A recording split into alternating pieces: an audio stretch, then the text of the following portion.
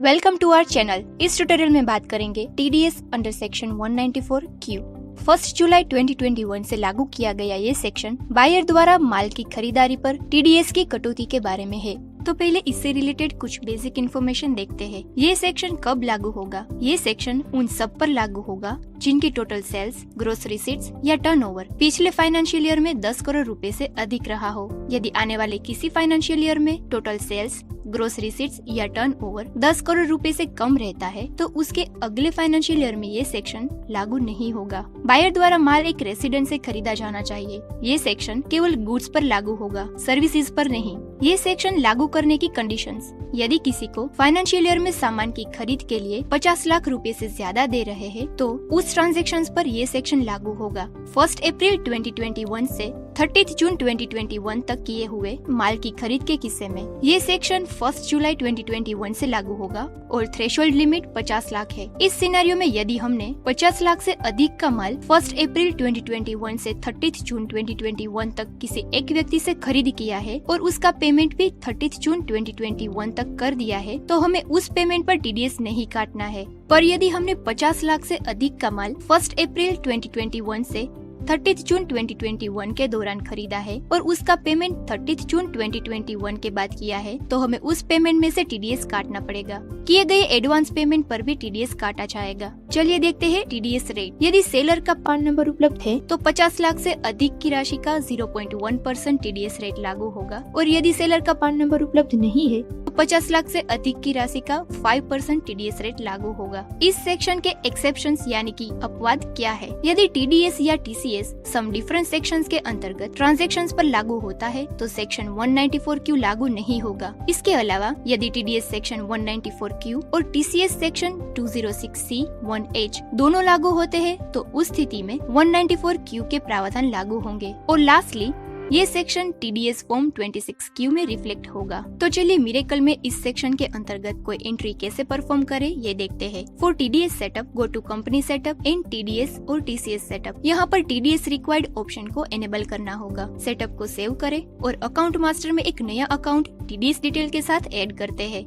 Add party account. TDS detail में yes set करें। Party का डिडक्टिव टाइप सिलेक्ट करें।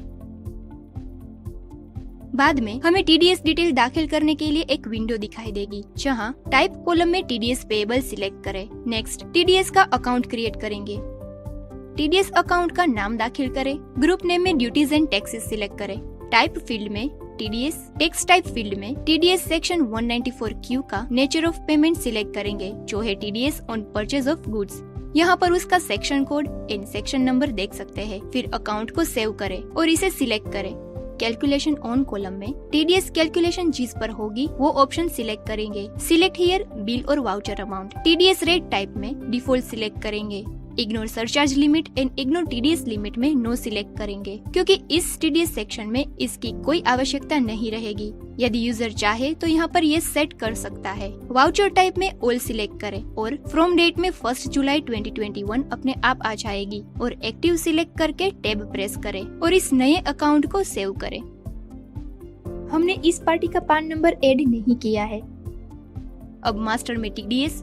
इन टीडीएस मास्टर में हमारे इस नए nature of payment TDS on purchase of goods की डिटेल देखते हैं।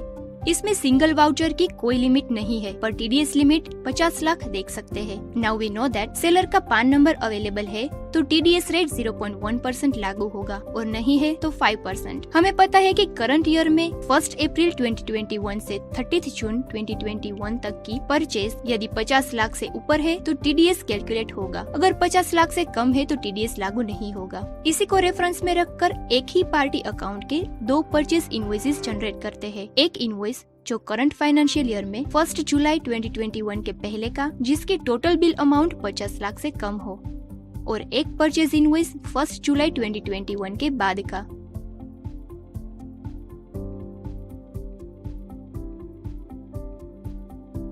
टीडीएस रिपोर्ट देखते हैं। Go to report TDS and TDS report. हमारे अकाउंट के दोनों बिल्स की टोटल इनवॉइस अमाउंट और टीडीएस एक्सेसिबल अमाउंट देख सकते हैं, जिस पर टीडीएस कैलकुलेट होगा। ये एक्सेसिबल अमाउंट कैसे डिराइव हुई है ये समझते हैं। टीडीएस लागू करने के लिए थ्रेशोल्ड लिमिट है 50 लाख। तो करंट ईयर के ये दोनों बिल की टोटल इनवॉइस अमाउंट में से 50 लाख की कटौती के बाद हमारी टीडीएस एक्सेसिबल अमाउंट मिलती है। इस पार्टी का पान नंबर हमने नहीं दाखिल किया था, इसलिए टीडीएस रेट 5% कैलकुलेट हुआ है। नाउ एक और पार्टी अकाउंट पान नंबर के साथ दाखिल करेंगे।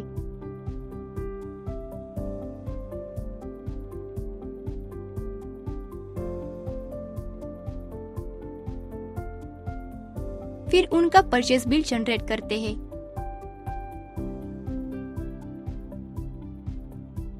तो टीडीएस रिपोर्ट में इस पार्टी के लिए लागू होता टीडीएस रेट 0.1% देख सकते हैं, क्योंकि पार्टी का पान नंबर अवेलेबल है। टीडीएस रिपोर्ट में हमने एक नया फॉर्मेट दिया है, टीडीएस पेएबल पान नंबर वाइज। यदि एक पान नंबर पे किसी के 2 अकाउंट्स है, तो वो दोनों अकाउंट्स का कैलकुलेशन कॉमन पान नंबर में ही होगा। ये ऐसा है कि सपोज एक पार्टी के 2 अलग अलग यूनिट्स है और पान नंबर सेम है और दोनों यूनिट्स को मिला के पेमेंट 50 लाख क्रॉस हो चुका है, तो दोनों का टीडीएस कैलकुलेशन एक ही पान नंबर में होगा। इसके बाद टीडीएस 194Q की सभी प्रोसेसेस जैसे कि जनरेशन ऑफ टीडीएस हवाला, टीडीएस चलन, TDS bank payment, TDS certificate and TDS forms regular TDS की तरह ही रहेगी।